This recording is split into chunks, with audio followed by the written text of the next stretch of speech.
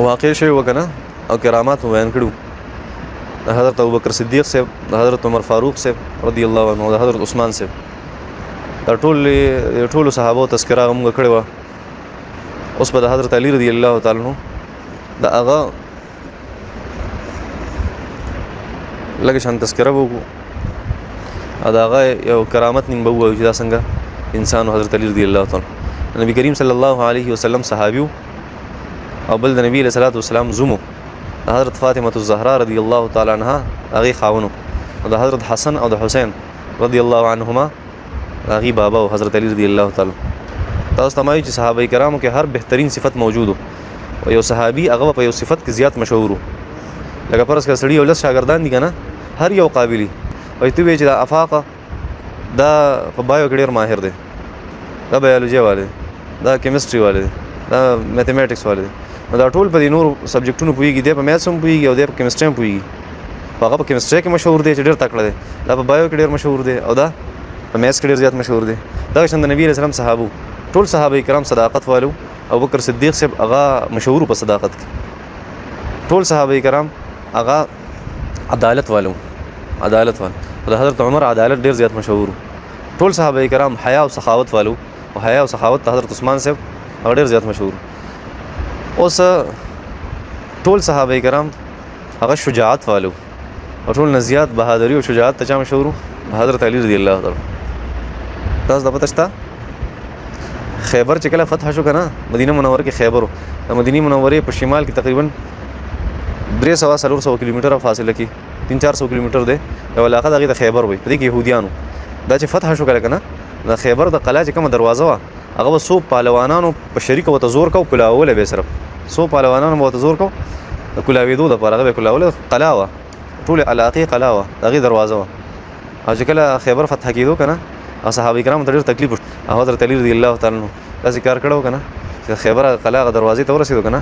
په یو لاس باندې د راويستا د یخنه او داسې وته ورغورځول دونه زور اور سړیو. اچھا کله به د میداني جنگ نه میداني جنگ چیتو د قد نه چیتو میداني جنگ ته به ورود انګل کنه په جنگ کې یو چغه به والا د تکبیر الله اکبر، یو چغه به والا دغه د چغه د وجه په زرګونو خلکو باندې را پر راغی، نو خطرناک چغه به والا نور زور اورو، دغه شجاعت ډیر زیات مشهور، د یو صداقت مشهور دی، د بل عدالت مشهور دی، د بل سخاوت مشهور دی او د بل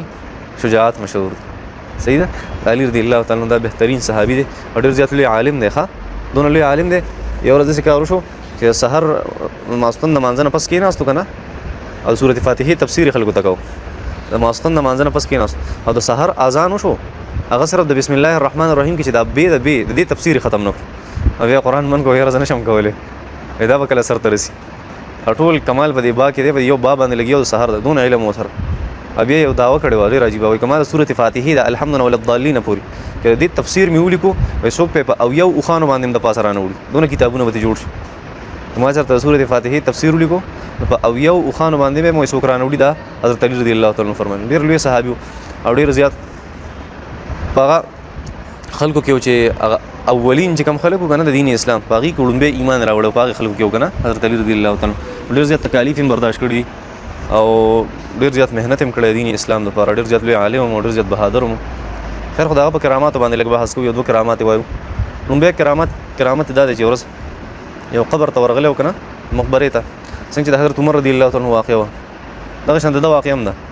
په مقبره ته له صحابه کرام سره او الته السلام علیکم ورحمت الله وبرکاته، الته نوجوانو دغه د قبر نواز راغی وعلیکم السلام ورحمت الله وبرکاته یا امیر المؤمنین. علی رضی الله تعالی عنہ بادشاہ د دغه زمانی خبره اے امیر المؤمنین پتا دیم سلامي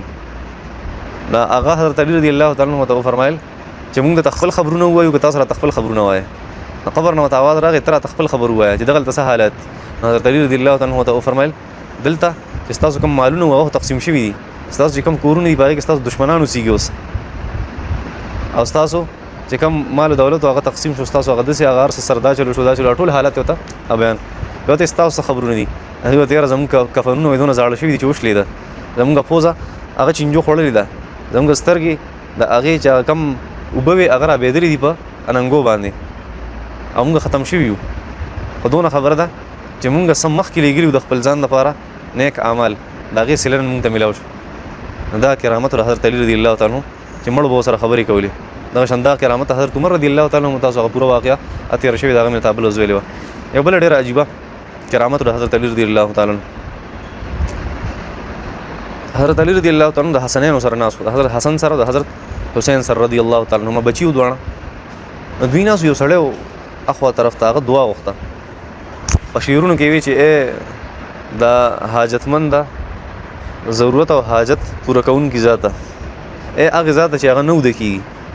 هغه ذاته په هغه حالت کې ټول خلک ودی هغه باندې خوب نه راځي هغه ذاته چې په خپل بندګانو باندې ډیر مهربان دي مانه دا غلطي شوی دا ما ته معاف کا نو بهترین شعرونه وی نو بهترین حضرت علی رضی الله تعالی عنہ دا سړی مال راولې لګ دا څوک ته چې غیر راوستو هغه په دې یو طرف باندې نه په دې یو طرف باندې پالج والو کوګو را روانو مو په خپل جبه کې یو طرف کمانی ماتي شي هر څه یو طرف کمانی ماتي سړی راوست اې ته څه تکلیف دی دا ګور نه دا تکلیف دی وای دا څه مسله دي څه مسله څه غلطي ده نشي چې دا چل سره شوی او ته ورته کار وې ډیر زیات خطرناک سړی و غانې بجانې او د دې سيزونو نه قلاریدم د ډول سورنان او د غانو بجانو او د میوزیکونو نه په پلار ته چې بچي دې سيز نه قلار شدا کار خنه دي اې ما دا خبره نه منله نه منله بس ویغل ډیر قار ورغیسته حرم شریف تراغه او ماته خیری وکړي اغله خیری نه ختمي کړي ما سره الله دا چلو فیلاس مشل یو طرف مشل نو بیا د ذکر شي ما غوښ تباہ شو مزلاړه زندگی می برباد شو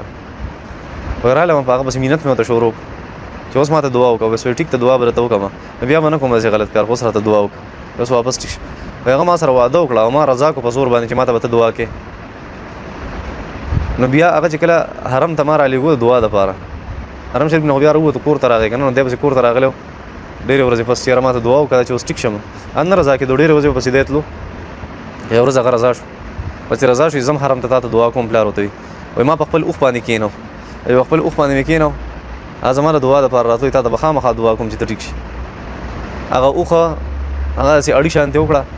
بس منډه کړه رانه بس پلار مې ته پرې وته ساري ګټه ته ولګېدل ګټه دې سره ولګېدو را پرې وته دوه نه غیشته مړ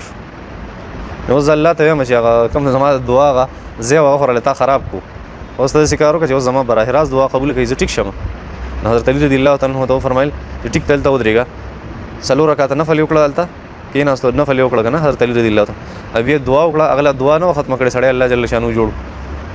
سړی الله جل شانو په مجلس کې جوړ بیا حضرت علی رضی الله تعالی عنہ فرمایل کته قسم په خبر نه خورلې چې زما پلار زمانه رضاو او دعا تتلو نو ما بتا د پاره چرته دعا نه غوښته د پلار دون لوی مرتبه ده هغه خبره منل هغه اطاعت کول د خبرو داسې پکاري چې انسان د سکیندا صحابه کرام ډېر لوی خلک دي هغه د خپل شجاعت او د خپل امارت او د خپل مشره هغه باوجود د کرامات او خواندان دي بهترین خلکو په مختزمه کې باندې اوس هم څو کوئی صحابه خلک نه دي څو خلک بس وګړه دا دوه واقعي نه ته بیان